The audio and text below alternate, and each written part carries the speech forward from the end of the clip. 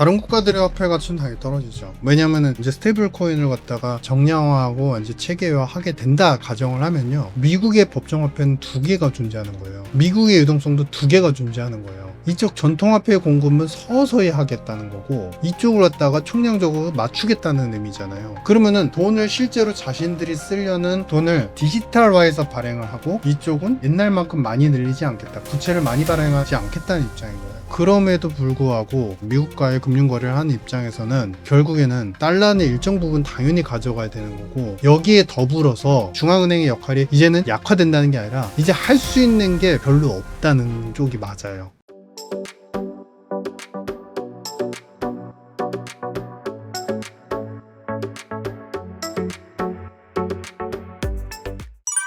지난 인터뷰에서 말씀 주셨던 트럼프 감세안의 현재 진행 상황은 어떤가요? 트럼프의 관세는 핵심을 말씀드리자면, 세율을 전체적으로 2, 3%, 적게는 뭐 동결 구간도 있지만 소득 분위를 7분위로 나누는데 7분위의 상단의 소득 수준 있잖아요. 그러니까 얼마에서 얼마까지, 이런 이제 소득 그 레벨 범위를 굉장히 넓혀줬어요. 그러니까 부자들 맨 위에 이제 가장 이제 우리 고소득 계층들이 받는 세율의 범위 자체도 낮춰줬지만, 그들이 받는 가장 고소득이라는 계층의 범위도 넓혀졌어요. 그러니까 아주 쉽게 말하면, 예전에는 10억 부법산 소득 10억 이상이면은 고소득 계층이었는데, 지금은 거의 우리나라 현재 환율로 계산해 보면 14억 15억 이상인 경우만 고소득자입니다. 그러니까 그런 분들이 예전에는 고소득 계층이면 49% 세율을 맞았는데 지금 47%로 지금 되어 있고, 대부분이 2%이거나 아니면은 0.5 이상은 다 세율 자체가 낮아져 있고 세액 공제까지 들어가 있습니다. 그런데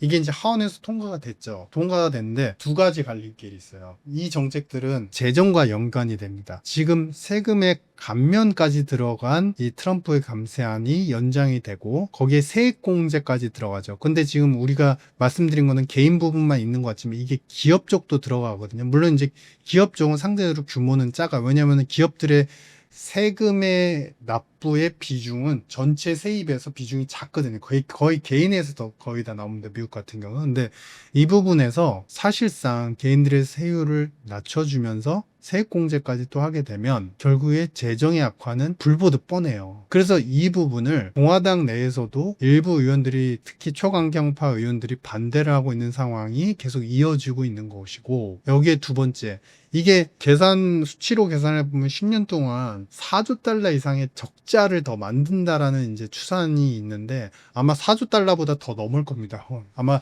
지금 대략 추산된 게 4조 달러인데 아마 5조 6조 달러는 더 급증을 할 거다, 적자 규모가. 근데 핵심은 뭐냐면, 여기에서 공화당의 이제 프리덤 코커스라는 초강경파들은 그런 얘기를 하는 거죠. 그런데 감세한다 좋은데 왜 여기서 고소득 계층들까지 이렇게 감세를 해주고 그 소득 범위를 그렇게 넓혀주냐라는 반발이 일부 있어요. 그래서 그 부분에 대한 조율이 아직 완성이 안 됐기 때문에 계속 협의를 하고 있는 과정이고, 이 협의의 과정과 동시에 이에 대한 재원을 뭘 말하느냐, 스테이블 코인에 대한 지니어스 법안이 통과가 됐잖아요. 그러니까 결국에 M2를 갖다가 베센트 장관이 그런 얘기를 하죠. M2 증가율이 향후 10년 동안 보면은 결국에 스테이블 코인의 총 유동성과 전통화폐로 공급한 M2의 유동성 자체는 결국에 같아질 거다. 이 얘기는 뭐냐면, 결국에 빚을 안 지면서 요거를 활용해서 찍어내고 현금화해서 그걸로 돈을 쓰겠다라는 거예요. 그러니까 부채를 전통화폐로서 늘리지 않고 스테이블 코인으로 이제는 재정 수단을 마련하겠다. 그러니까 근데 이 부분에서 맹점이 있어요. 스테이블 코인을 그러면 많은 사람들이 공급된 만큼 보유를 하고 쓰게 되고, 그거를 수익원으로 받게 될 거잖아요. 개인 전자지갑에. 세금 문제예요. 여기에 대한 세금을 전통화폐로 결국에는 다시 돈을 내게 하느냐, 아니면 계속 이걸 현금화하지 않아요. 현금화하지 않고 스테이블 코인만 계속 갖고 있어요. 그런 사람은 그럼 스테이블 코인으로 세금을 납부하느냐. 왜냐하면 소득이 스테이블 코인이 현물 가치를 갖고 있는 상태의 법안이 지금 통과가 된 거잖아요. 근데 스테이블 코인을 계속 갖고 스테이블 코인으로 뭔가를 사고 스테이블 코인으로 뭔가를 받아요. 그럼 현금화가 안 되잖아요. 그런 사람들에 대한 세금을 어떻게 매일 거냐, 이게 구체화 안 됐어요. 그러니까 그만큼 트럼프의 정책은 항상 동일한 시스테매틱 메커니즘을 갖고 있지만 디테일에서는 항상 약간 로스가 있다. 1기 때도 마찬가지였습니다. 그러니까 그만큼 이 부분이 완립이 안 됐기 때문에 국가적으로 스테이블 코인을 이제는 법정 화폐에 준하는 화폐로서 쓰게끔 지금 하기에는 액션을 하기에는 굉장히 혼돈스러운 상황인 거예요. 그래서 그 부분이 지금 해소가 되어야 결국에 스테이블 코인을 발행하고 시중에 유통되게 하고 그거를 소득원, 이제 월급으로 스테이블 코인을 받게 하는 그런 정책들이 나온 다음에 감세안도 동시에 시행될 가능성이 크다. 그러니까 이 스테이블 코인을 활용한다는 법칙도 스티븐 미란 보고서에, 그러니까 트럼프 행정부의 모든 움직임들과 정책들은 생각보다 단순해요. 국가안보 전략 보고서, 대선 캠페인, 스티븐 미란 보고서, 요게 거의 다 나와 있고 큰 줄기는 나와 있고 세부적인 시행 방침이나 언어의 톤만 다르다고 보시면 됩니다. 근데 중요한 거는 이 스테이블 코인을 활용해서 이렇게 국가적 정책을 한다고 하는데 그것이 필요하다. 그래서 달러를 더 이상 활용하지 않고 달러 부채를 지지 않는 게 중요하다라고 얘기했는데 그 다음이 없어요. 스티븐 미란 보고서에도. 활용을 해서 이게 경제학적으로, 왜냐하면 전통화 이거는 그러니까 스티븐 미란 보고서를 보면은 여러분들도 보신 분들도 느끼시겠지만 경제학자가 아니에요. 치밀한 경제학적 구조를 갖고 체계를 갖고 철학을 가진 분이 아니에요. 그냥 트럼프의 입장에서 트럼프가 옹호할 만한, 그리고 트럼프가 좋아할 만한 그 아이디어를 그냥 아이디어 라이팅 측면으로 그냥 쭉 서술해 나가는 것밖에 안 돼요. 그러면서 거기에서 보정을 하죠. 작은 이제 소규모 경제 모형, 그러니까 수치화된 우리 A 플러스는 B 플러스, 그 다음에 알파가 뭐 이런 식의 이제 소규모 수학적 경제 모형을 가지고서 관세가 왜 큰 인플레를 유발하지 않는지를 입증하고, 관세가 왜 미국의 재정이 도움이 되는지를 우리 이제 프루프 있잖아요. 우리 이제 대학교 때 배우셨잖아요. 프루프를 갖다가 한 7줄, 8줄, 길게는 한 장, 두 장. 논문 쓰신 분들도 아시겠지만 그렇게 프루프를 해요. 계량적, 현실적 분석은 거의 다 빠져 있어요. 이게 스테이블 코인도 마찬가지인 겁니다. 사용하면 이득이 있다는 점은 분명히 존재를 하죠. 하지만 그것이 전통화폐로서 녹아들 수 있게끔 양쪽의 화폐가 있는 체계. 그러니까 지금 비트코인은 사실은 법정화폐가 아닌 거잖아요. 그냥 투자의 수단이고 일부 사용을 하는 이제 그 상품군이 있을 뿐이지. 근데 이거를 전반적으로 이 상품군에 다 사용을 하게 한다라고 한다면 사실상 세금 문제와 서로 간의 유동성을 그냥 맞추는 것만 중요한 게 아니라 수합이 되는 관계들이 계속 발생을 할 거예요. 왜냐하면 누군가는 이걸 통해서 현금을 가져가려고 하고 어떤 사람은 현금을 통해서 스테이블 코인을 가져가려고 하고, 이런 가운데 또 중요한 거는 뭐냐면은 매개자가 있어요. 이 매개자는 상품이 있을 수도 있고 시스템 매개자, 그러니까 즉 발행과 연관되는 은행이나 상호 은행들이 있을 수 있단 말이죠. 이럴 때에 총체적인 유동성을 어떻게 맞출 것이냐에 대한 문제부터 시작해서 그 외 세금에 대한 문제, 결제에 대한 문제들을 다 망라를 해야 되는데 그 부분들이 빠져 있다는 거예요. 그래서 제가 디지털 화폐 뭐 안 한다고 했는데 뭐 그거는 틀렸어요 이렇게 말씀하신 분들 계셨는데, 결국엔 이게 디지털 화폐의 초기 버전이라고 보시면 됩니다. 디지털 달러는 예전에 계속 말씀드렸죠. 10년 동안 이 체계에 대한 질서를 어떻게 만들지 계획, 규범, 설계를 다 해놨어요. 근데 스테이플 코인은 없어요. 그럼 결국에는 디지털 달러의 체계를 따라갈 수밖에 없다. 그래야 혼돈이 덜할 수밖에 없기 때문이다. 뭐 이런 판단입니다. 트럼프의 의도대로라면 다른 나라의 화폐 가치가 하락하는 효과도 나타날 것 같은데 어떻게 보시나요? 다른 국가들의 화폐 가치는 당연히 떨어지죠. 당연히 떨어집니다. 왜냐면은 소위 얘기해서 아주 쉽게 말씀하시면 이제 스테이블 코인을 갖다가 정량화하고 이제 체계화하게 된다 가정을 하면요. 미국의 법정 화폐는 두 개가 존재하는 거예요. 미국의 유동성도 두 개가 존재하는 거예요. 즉 초기에는 그런 생각들을 하시겠죠. 환은 지금 스테이블 코인에 기반해서 우리가 환이 결정되지 않고 전통 달러 화폐에 의해서 결정이 되잖아요. 그러면 이 얘기의 총체적인 맥락은 뭐예요? 이쪽 전통 화폐의 공급은 서서히 하겠다는 거고 이쪽을 갖다가 총량적으로 맞추겠다는 의미잖아요. 그러면은 돈을 실제로 자신들이 쓰려는 돈을 디지털화해서 발행을 하고 이쪽은 조금씩 덜 늘리겠다. 옛날만큼 많이 늘리지 않겠다. 부채를 많이 발행하지 않겠다는 입장인 거예요. 그러면 어떤 현상이 나타날까요? 그럼에도 불구하고 전 세계 각국과 무역결제뿐만 아니라 금융거래를 하는, 미국과의 금융거래를 하는 입장에서는 결국에는 달러는 일정 부분 당연히 가져가야 되는 거고, 여기에 더불어서 만약에 지금 제가 스테이블 코인의 미국 발행에 대해서 약간 이제 코셔스하는 부분이 있는데, 경제학적으로 보면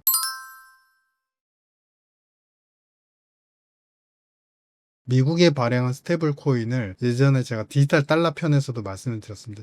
스테이블 코인을 무역 결제나 일정 부분 금융거래에서 사용하게끔 의무화하게끔 하는 법안이 만약에 미국이 다른 거래 국가나 우리를 포함한 여러 가지 이제 동맹국들한테 그걸 갖다가 선언을 하게 되면 사실상 돈이 이쪽도 일정 부분 있어야 되지만 스테이블코인도 일정 부분 국가가 소유를 할 수밖에 없는 구조로 변환이 됩니다. 그렇게 되면 아주 쉽게 말씀드리면 우리나라의 외화 준비금이 있잖아요. 이 준비금이 있고 외환 보유액이 있잖아요. 이 외환 보유액이 이제 양쪽을 사는 데 쓰여지게 되는 거예요. 그거는 전 세계 국가가 동일한 현상이 될 겁니다. 그러면 지금까지도 보셔서 아시겠지만 달러가 약세 강세 구간이 조금만 1년만 지속이 돼도 외환 보유액이 1년간 많게는 10%, 15% 이상이 감액이 돼요. 왜냐면 환 개입을 통해서 계속 적정 수준의 밸런스를 맞추는 과정 속에서, 그리고 자국이 갖고 있거나 아니면은 비달러 통화의 가치가 떨어지면서 그런 현상이 동반해서 나타나거든요. 그러면은 앞으로는 만약에 스테이블 코인까지도 의무화하고 법정화폐로서 우리가 받아들여야 되는 입장이 된다고 생각하면 미국이 아닌 다른 국가들 입장에서는 환의 가치는 예전 대비해서 돈을 2배로 써야 되고 환의 발락의 그 폭은 더 커진다고 보셔야 됩니다. 그래서 그런 부분이 당연히 환 가치의 변동들을 상당히 크게 만들 수 있다. 뭐 이런 판단입니다. 각 국가들의 중앙은행의 기능도 약화될 것으로 보시나요? 약화된다기보다는 이제 대응을 하기 위해서 항상 힘든 상황이 지속이 되는 거죠. 환의 가치도 적정 부분 유지를 해야 되고, 그 다음에 그 가치가 떨어지는 와중에도 각 국가들은 결국에 미국이 갖고 있는 달러 패권 이외의 국가들 입장에서는 양적 완화를 할 수 있는, 그리고 해도 되는 볼륨이나 룸이 굉장히 미약하죠. 그렇기 때문에 금리를 통해서 계속 낮춰야 되는 입장. 금리를 낮춰야 된다는 전제는 뭐죠? 물가가 항상 통제가 되어 있어야 된다는 입장에서. 그래서 제가 다른 어느 곳에선가 말씀드렸는데 중앙은행의 역할이 이제는 약화된다는 게 아니라 이제 할 수 있는 게 별로 없다는 쪽이 맞아요. 즉 이렇게 되면은 결국에는 금리를 높이기보다는 오히려 유동성은 미국에 더 스테이블 코인과 달러에 더 집중이 될 수밖에 없기 때문에 이제는 각 국가들이, 특히 20위는 그래도 양적 완화를 한 경험이 있지만 양적 완화를 했을 때 채권, 그러니까 자국의 채권들을 미국이 아닌 다른 국가들이 자국의 채권을 외국에게 파는 환경이 더 악화될 소지가 있다는 거예요. 더 유동성 수급이 스테이블 코인과 미국의 그냥 전통 달러 채권에 더 집중되기 때문에, 그러면은 당연히 중앙은행들의 입장에서 보면은 페드가 아닌 다른 중앙은행들의 입장은 금리 인하를 하기에 바쁘겠죠. 인하를 통해서라도 어느 정도 경제를 부양하는 부분에 집중될 수밖에 없고, 그 환경에서 가장 적은 뭐죠? 물가가 오르면 큰일 나죠. 부양의 능력들은 완전히 범위에서 사라지고 깨지게 되고, 그 다음엔 금리 인상밖에 없는데, 그렇게 되면 미국을 제한 다른 국가들은 사실은 지금도 저성장을 지속할 수밖에 없는 상황, 환경이고 정책적인 여력도 없는데, 거기다 국가 채권을 발행했을 때 그 수요도 그렇게 마땅히 확보하기 힘든 여건인데, 그게 이제 좀 뭐라고 하면 사면 초과의 가능성들이 상당히 많아지고 있다. 그러니까 미국이 금융화했다라고는 하지만은 이번에 스티븐 미란 보고에서 금융화하면서 달러가 강세였기 때문에 그 달러 강세 때문에 제조업이 손실봤다고 했잖아요. 그래서 결국에 완전히 동일한 언어는 아니지만, 그래서 금융화를 그러면 없애면서 제조업만 하겠다, 이 의미가 아닌 거예요. 달러를 이용한 금융화는 안 하겠다는 거고, 이제는 다른 코인을 이용한, 스테이블 코인을 이용한 금융화를 하면서 또 제조업도 살리겠다는 거예요. 그러니까 갖고 있는 영역의 범위를 패권이라는 부분을 이용해서 자꾸 수단, 패권이라는 것을 통해서 달러 패권을 더 강화시켰고, 패권이라는 걸 통해서 자신들만의 스테이블 코인을 더 강화시키잖아요. 그러면은 그 외에 이제 나머지 쉐어가 갖고 있던 영역에, 특히 돈의 유동성이 집중되는 영역이 미국이 더 커지는 거예요. 그 얘기는 뭐냐면, 이러다가 제조업까지 어느 정도, 물론 이제 금융화된 국가가 제조업을 살리는 건 한계가 있을 수밖에 없습니다. 그런데 그럼에도 불구하고 제조업까지 어느 정도 AI를 갖다가 많이 키워내서, AI 소프트웨어는 결국에 장악력이고 정보력인 거잖아요. 응용력이고. 그게 만약에 각 국가들에게 진짜 쓰인다, 저는 그것도 사실은 완전히 미국화되는 체계로 가는 수순이라고 보여지거든요. 그래서 AI 소프트웨어는 결국에는 정보의 집적과 응용, 그리고 더 나아가서 개인 정보의 활용 범위까지 다 담는 굉장히 큰 무기가 돼요. 그러면은 미국화될 수밖에 없죠. 금융뿐만 아니라 제조업, 소프트웨어 부분까지 모두 다 금융화가 기반으로 한 미국화가 되는 체계로 지금 더 전환이 가속화되고 있는 것이다. 그런 와중에 미국이 그런 흐름을 방해하는 국가들을 끊기 위해서 자꾸 중국에 대한 억제나 통제는 더 세질 수밖에 없다. 이번 임기 안에 트럼프의 계획들이 다 이뤄질 것으로 보시나요? 그런 게 있죠. 그러니까 한 60% 정도는 될 가능성이 있다고 봅니다. 그게 이제 거의 지금 25, 26, 27년도 한 상반기쯤까지는 효과를 톡톡히 보다가 피크아웃 할 가능성이 있다. 그러니까 트럼프의 정책은 아주 쉽게 말씀드리자면 우리가 그런 거 있죠. 그러니까 구축 효과라는 거 있잖아요. 자생적으로 트럼프는 리더십도 있고 나름대로 시스테마틱하게 그리고 미국이라는 큰 배경의 힘에서 잘 정책들을 아이디얼릭하게 잘 하지만 중요한 거는 경제 환경들은 항상 다극화되어 있고 다각화되어 있는 이제 동적인 행태들이 계속 반복이 되죠. 그래서 플럭체이션이라는 게 있어요. 쉽게 말하면 처음에는 자신들이 코인을 발행해서 돈을 쓰는 게 분명히 효과가 있을 겁니다. 그게 적어도 2년 이상 간다고 봐요. 근데 그 다음은 어떠냐면은 우리 경제학적인 용어로 그거를 뭘로 표현하냐면 구축 효과라고 하거든요. 예전에는 10만큼 쓰면은 15만큼 효과가 있어요. 근데 그게 계속 만연해지면 나중에는 20만큼 쓰는데도 15의 효과가 안 나오게 돼요. 왜냐하면 처음에는 우리 그 경제 시스템도 수요 공급자, 그다음에 이제 생산자, 그다음에 고용자 이런 측면들이 다 이렇게 다 맞물려 있는데 아주 쉽게 설명드릴게요. 목마른 운동선수가 굉장히 운동을 과격하게 하고 목마른 상황에서 수분의 흡수와 자신의 테이스트로 느끼는 그것들이 처음에는 과일 주스 한 모금만 마시게 되면 사실 갈증이 굉장히 떨어지고 그리고 에너지가 솟게 되겠죠. 포도당 효과로 인해서. 근데 그게 또다시 그 2배로 뛰게 한 다음에 과일 주스를 주게 되면 점차적으로 계속 반복적으로 과일 주스만 주게 되면은 사실은